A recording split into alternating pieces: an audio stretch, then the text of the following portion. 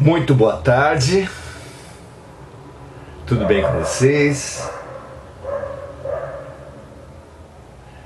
Estamos aqui nesse processo coletivo, grupal, fraterno, de expansão da perspectiva. O que é de melhor que uma filosofia espiritual, que uma reflexão espiritual pode fazer por nós, é expandir a perspectiva. Com a expansão da perspectiva, tudo muda sem nada mudar. Multidões buscam as religiões para mudar coisas objetivas da sua vida. Obter um emprego, melhorar um casamento, obter um casamento,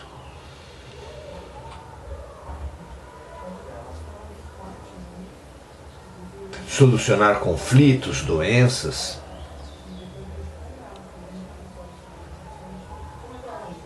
Quando na verdade o grande ganho,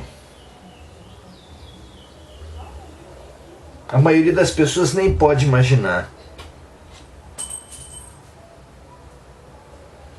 O grande ganho altera tudo isso e muito mais, ao mesmo tempo.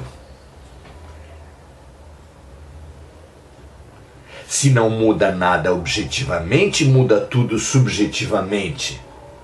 Se não muda os fatos que nós vivemos, muda a maneira de nós enxergarmos e vivermos, é claro, os fatos que nós vivemos. Na perspectiva espiritual, por exemplo, uma pessoa difícil, um relacionamento difícil, revela-se um reencontro. Uma oportunidade de limpar, de reiniciar, de libertar-se mutuamente frente a um passado infeliz. Oportunidade que, se não percebida e não aceita e não vivida, condenará os envolvidos à repetição, a repetição e a repetição. Uma doença, por exemplo, ao invés de ser um mal, como as próprias palavras dizem, mal de Chagas, mal de Hansen, se revela o bem. Uma doença se revela a cura. Uma doença material é a expressão de uma desarmonia espiritual que vem até nós para que nós enxerguemos pela sua concretude, para que nós busquemos, encaremos, busquemos a cura de uma forma aberta para o que a vida está querendo ensinar. E quando fazemos isso, obtemos não apenas o afastamento dos efeitos, o afastamento dos sintomas, mas a cura na origem, que novamente está no espírito.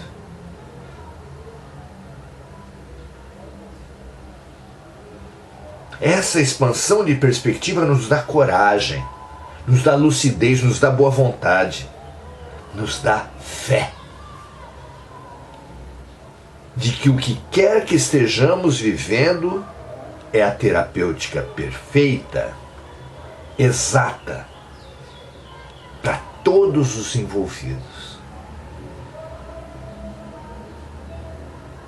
E como a ciência do comportamento já percebeu, é fundamental para bem enfrentarmos todas as situações, é fundamental para a conquista da resiliência, da perseverança, da paciência, a perspectiva da fé. E hoje viemos desconstruir um pouco mais do grande medo, do medo de todos os medos, do grande vilão da mente, da grande crença deletéria, que é a crença na morte. Vamos rever as nossas relações com os mortos, entendendo como é para eles a nossa saudade, a nossa homenagem, o nosso pensamento.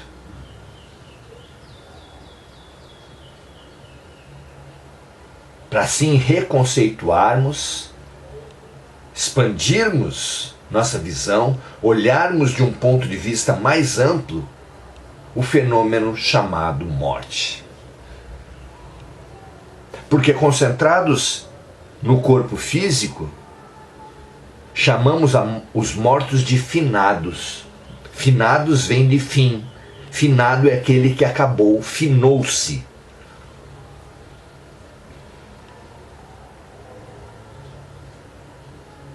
E ninguém, nenhuma individualidade, nenhum ser acaba com a morte do corpo físico.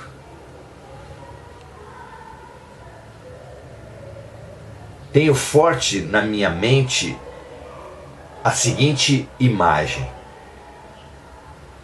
Imagine que você encontra um amigo absolutamente desesperado, em lágrimas. E você pergunta o que aconteceu com ele, ele mostra um pano na mão e fala: a minha camisa querida. E você, sem entender nada, fala: o que foi? A minha camisa querida. Ela se gastou, furou. Não posso mais usá-la. Terei que descartá-la. A minha camisa querida. E você fala: espera um pouco. Você está chorando porque uma camisa que você gosta muito se desgastou, furou e você terá que descartá-la? Sim! E a pessoa desesperada por isso. E aí você pergunta para ela: mas quando você comprou, você não sabia que os tecidos são assim? As roupas são assim? Você usa por algum tempo e depois precisa descartar porque ela é matéria e a matéria se desgasta? Você não sabe disso? Você não sabe, por acaso, que quando descartar essa vai poder comprar outra? Vai poder adquirir outra?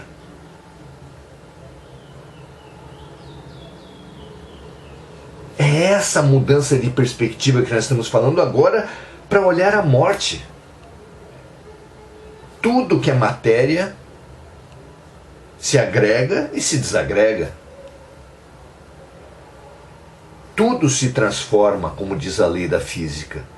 Não há por que nos desesperarmos com a lei da vida. Porque sim, você descartará uma roupa, mas sim, isso estava mais do que previsto, e sim, depois de um certo tempo você adquirirá uma nova roupagem. Nascer, morrer, renascer, essa é a lei, como disse Allan Kardec.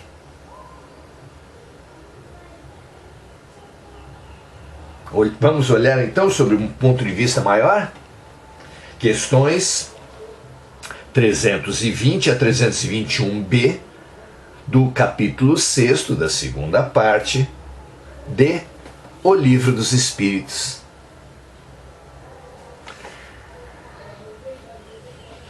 A primeira pergunta, 320, Kardec faz assim: os espíritos são sensíveis com a lembrança das pessoas que eles gostavam e que ficaram na Terra? Veja que oportunidade preciosa para reprogramarmos, para reestruturarmos, para ressignificarmos nossa vivência com os nossos falecidos. E a resposta dos espíritos é sim. Os espíritos são sensíveis à lembrança das pessoas que eles gostavam e que ficaram na Terra, sim, muito mais do que os homens podem supor. Se já são felizes, essa lembrança aumenta ainda mais a sua felicidade. Se são infelizes, essa lembrança é para eles um alívio. Claro que ele está falando de uma lembrança amorosa, equilibrada, alegre, esperançosa. Não é? Questão número 321. O dia da comemoração dos mortos possui uma importância maior para os espíritos? Continua Kardec. Eles se preparam para receber aqueles que vão orar em suas sepulturas? Aqui estamos entrando já no território dos ritos, das práticas sociais, dos costumes, não é? E a resposta é: os espíritos atendem ao chamado do pensamento, tanto nesse dia como nos outros. Então, para muito além dos hábitos, dos costumes, das práticas sociais, o que vale para os espíritos é o pensamento, a intensidade, a qualidade, o desapego, a alegria, a esperança, o amor da mente que se lembra dele.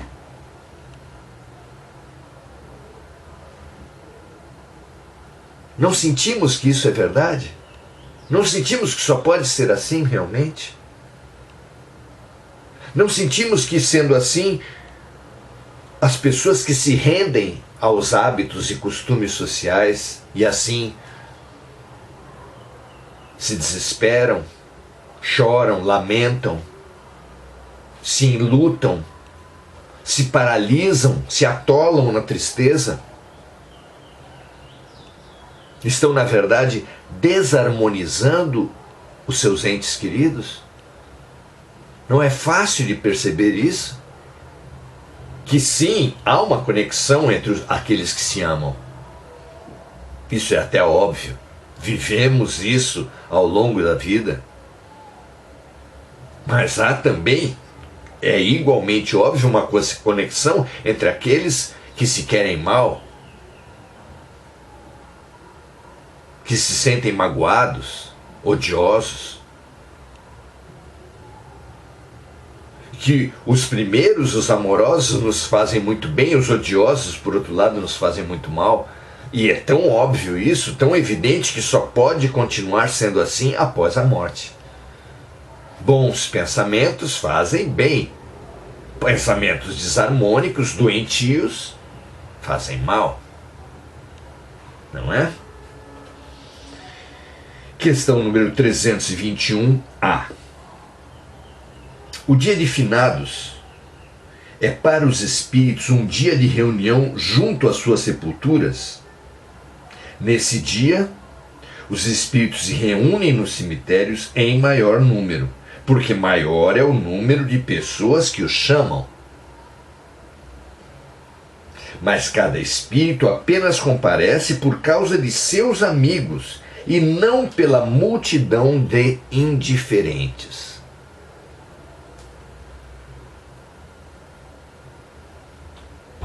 Ou seja, assim como a oração, os cultos, as doações, todos os pensamentos, sentimentos, palavras e ações nossas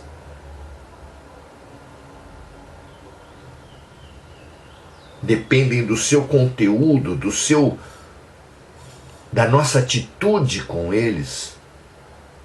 Tudo que a gente fala e faz terá valor para os espíritos de acordo com o que a gente pensa e sente, claro. Tudo que a gente fala e faz repercute nos espíritos de acordo com o que a gente pensa e sente. É a integralidade do ser e não a aparência o que conta para os espíritos. Não é? Parece até óbvio. Questão número 321B. De que forma os espíritos comparecem aos cemitérios e como eles se apresentariam caso pudessem se tornar visíveis? Se apresentariam com o mesmo aspecto da última encarnação. Ora,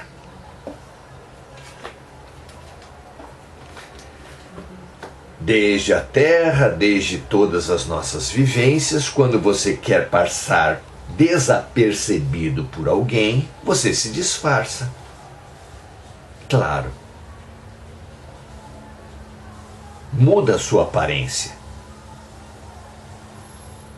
para uma aparência que seja para as pessoas que estão em volta irreconhecível. De maneira oposta, quando você quer estabelecer contato com pessoas que não vê há muito tempo, se coloca no lugar delas e busca a apresentação, a aparência, onde você se torne mais reconhecível. Se a memória daqueles com os quais você vai se comunicar, daqueles que o verão durante o sono, numa visão,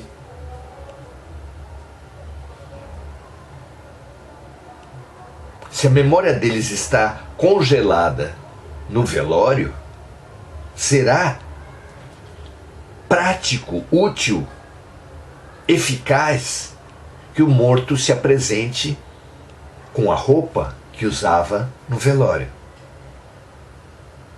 com a idade que se apresentava no velório, para que se realize a comunicação e o intercâmbio desejado.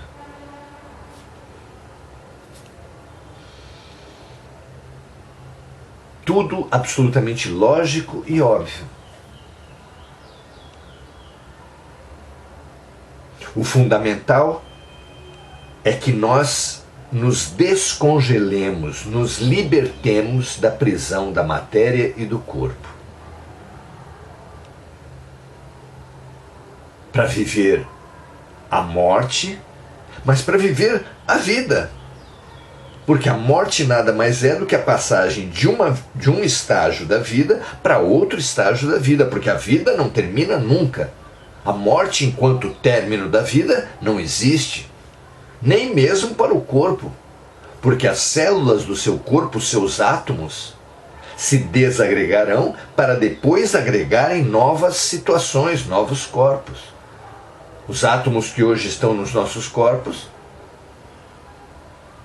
já podem ter composto uma série de outras formas, como peças de um joguinho de Lego, que depois de ser um caminhão podem se tornar um avião, depois uma árvore, depois uma pessoa. Não é assim?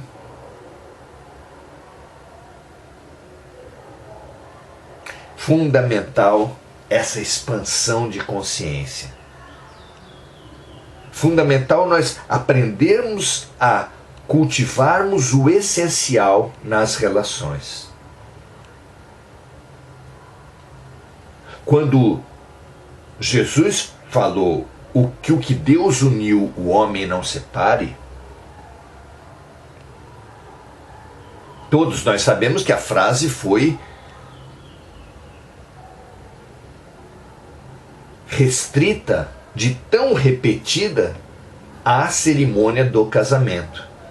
Mas aqui na fé raciocinada nós colocamos uma interrogação: será que é só para o casamento que Jesus falou isso? Aliás, ele não falou isso num contexto de casamento. Precisamos expandir a reflexão. E a chave para grande parte das interpretações do Evangelho vem da frase que certamente veio de Jesus, mas que foi escrita nas cartas de João.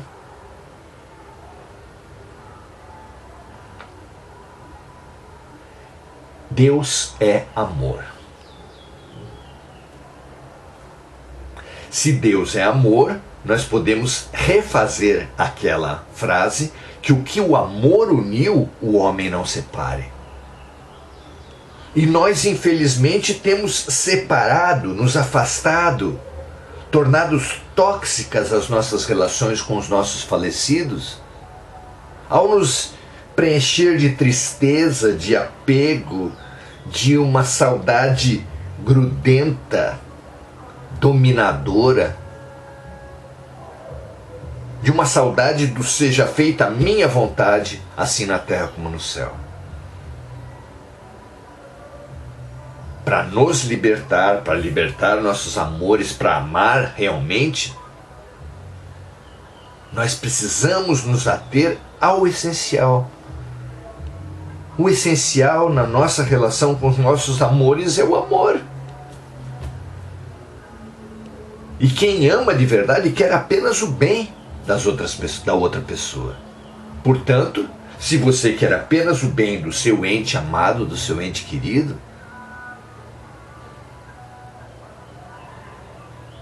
reserve a ele, enderece a ele os seus melhores pensamentos, como qualquer um de nós faria e faz para um filho que foi para um outro país viver a experiência que ele sempre quis, que ele mais deseja nesse momento.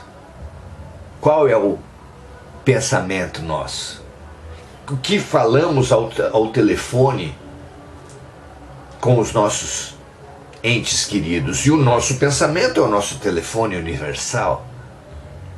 O que falaríamos com um filho que foi para o país que mais desejava, para a instituição que mais desejava, para a função, para as relações, para viver o sonho dele? O que você falaria para ele? Duas coisas, basicamente: estimulá-lo e felicitá-lo pelas suas conquistas, estimulá-lo a mais conquistas, e externar a saudade. Que a saudade não tem nada de ruim, não tem nada de tóxico. A saudade é um patrimônio da vida bem vivida. Que dizer de uma vivência com um irmão, com um amigo, com um pai, uma mãe, uma esposa, um esposo, um filho, do qual não se tem nenhuma saudade quando se afasta. Nenhum problema em ter saudade, em querer a convivência. Mas na perspectiva maior, com a perspectiva da eternidade,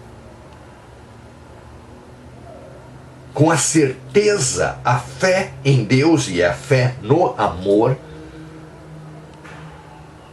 ganhamos a certeza de que um dia vamos voltar a nos ver, mas que para agora, nesse momento, o melhor para todos, mesmo que a gente não entenda completamente, mas o melhor para todos é o afastamento, é a experiência que está sendo vivida, inclusive como um chamamento para que nós expandamos nosso amor a outras pessoas.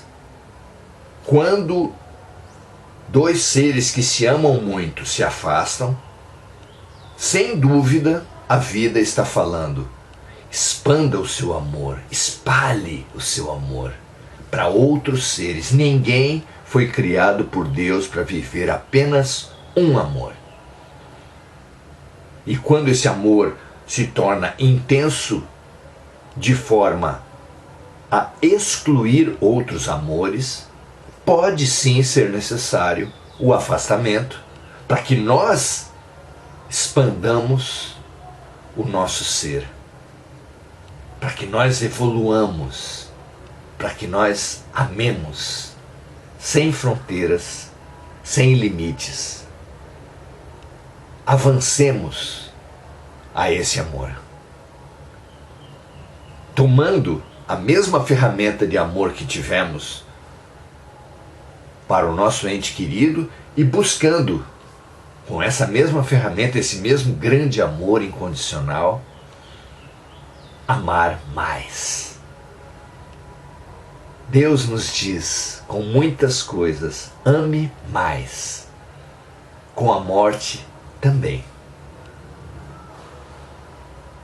Ouçamos a voz da vida, o convite de Deus falando conosco: ame mais.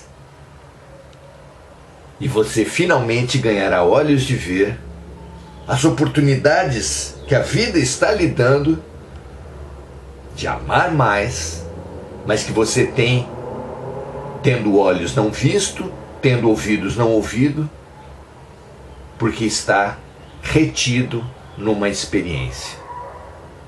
Liberte-se libertando. Amplie-se. E quando você reencontrar os seus amores, porque um dia vocês vão se reencontrar, você terá condições de oferecer a ele, a ela, ao seu amor, um sentimento maior, mais profundo, mais amplo, como ela, como ele merece. Que assim seja. Que nesse momento todos os enlutados da terra possam receber um vento, um sopro renovador. Um convite à expansão da perspectiva, do ponto de vista, do abarcamento do aspecto espiritual da vida, seja hoje mais aceito, mais recebido, mais acolhido por todos os enlutados da terra. Que nesse período de final de ano, onde as saudades parecem se multiplicar, nós purifiquemos a nossa saudade, tirando dela todo o apego, toda a desesperança, toda a tristeza, e ficando com a alegria de um amor bem vivido. Que assim seja para você, para mim, para toda a terra. Graças a Deus. Muito boa noite, Andréa Salvatore, Rita de Cássia Monteiro, Guacimara, Kelly Cristina, Enir Cajazeira, Sayonara Angélica, Adelaide Dias, Domingos Natalo. É realmente um prazer estar com vocês. E eu quero fazer esse pedido para vocês. Muitos estão precisando dessa reflexão, porque é tão grande o chamamento emocional de um Natal, de um final de ano, que muitos se deixam entristecer, desesperar, se atolar em sentimentos. Precisamos então purificar nossos amores, e essa reflexão pode ajudar alguns. Se você concordar comigo, compartilhe, multiplique na sua página do Facebook, em outras redes sociais, para que outras pessoas cada vez mais recebam e atendam ao convite de Deus de purificar-se em seus amores. Muito grato, um prazer enorme ter você aqui conosco e até a próxima.